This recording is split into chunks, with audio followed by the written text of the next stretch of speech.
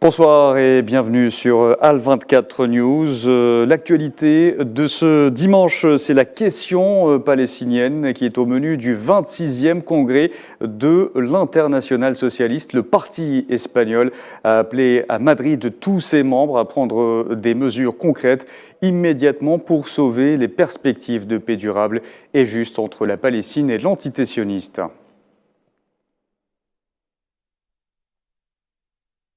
Les forces d'occupation sionistes ont agressé sauvagement hier soir 2 enfants dans la région de Bab el-Amoud, à Al-Quds occupée, avant de les arrêter. Les 2 enfants ont été emmenés au centre de détention de la ville.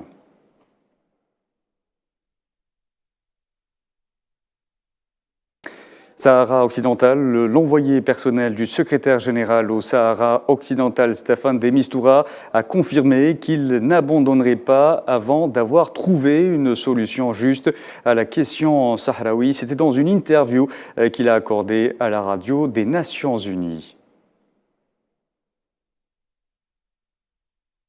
L'actualité également, c'est la République démocratique du Congo qui vit au rythme des attaques armées. 5 personnes, dont un colonel de l'armée congolaise, ont été tuées dans une attaque menée par des miliciens dans une ville de l'est du pays. Butembo avait été secoué en fin juillet par des violences lors des manifestations meurtrières contre la présence des casques bleus des Nations Unies.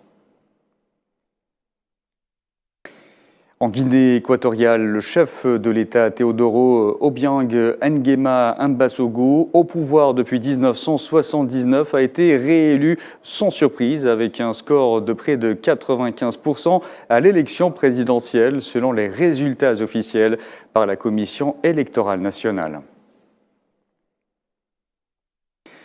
La situation énergétique en Suède à présent, l'objet de tensions vives, notamment un avertissement a été lancé par un expert de l'agence suédoise de l'énergie pour Andres Wallinder, responsable de la sécurité d'approvisionnement à l'agence. Il est à craindre que les Suédois, qui ont déjà vu des prix de l'énergie exceptionnels élevés, connaissent des prix encore plus hauts l'hiver prochain.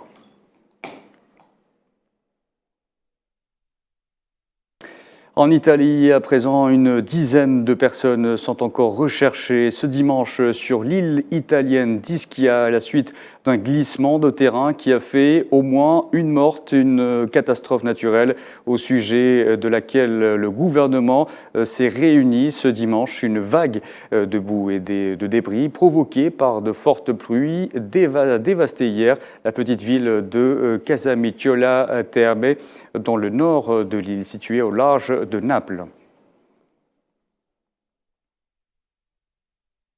Le bilan du tremblement de terre qui a frappé lundi l'île de Java en Indonésie est monté à 321 morts selon l'Agence nationale de gestion des catastrophes. Ce séisme de magnitude 5,6 mais peu profond a aussi causé de nombreux dégâts dans l'ouest de Java, détruisant ou endommageant plus de 60 000 maisons et faisant 73 000 déplacés.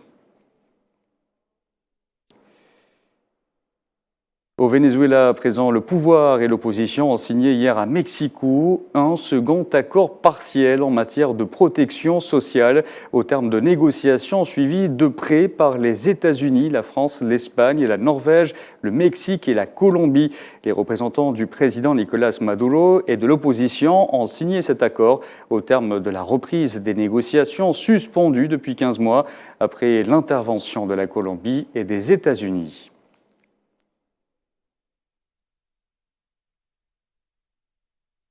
Direction le Qatar à présent pour parler de la Coupe du Monde. Tout d'abord, et dans le groupe E, le Japon, vainqueur de l'Allemagne la première journée, s'est incliné face au Costa Rica, 1-0. L'autre match du groupe opposera ce soir à 20h dans une finale avant l'heure l'Espagne à l'Allemagne. Et dans le groupe F, et à la surprise générale, la Belgique s'incline face au Maroc, 2-0, et devra jouer sa qualif lors de la troisième et dernière journée de la phase de poule. Et un match en cours à l'heure où je vous parle. La Croatie est en danger, plutôt était en danger, avant de redresser la barre. La Croatie mène 2-1 face au Canada. Voilà, c'est la fin de ce flash d'information. Je vous retrouve à 19h pour le journal.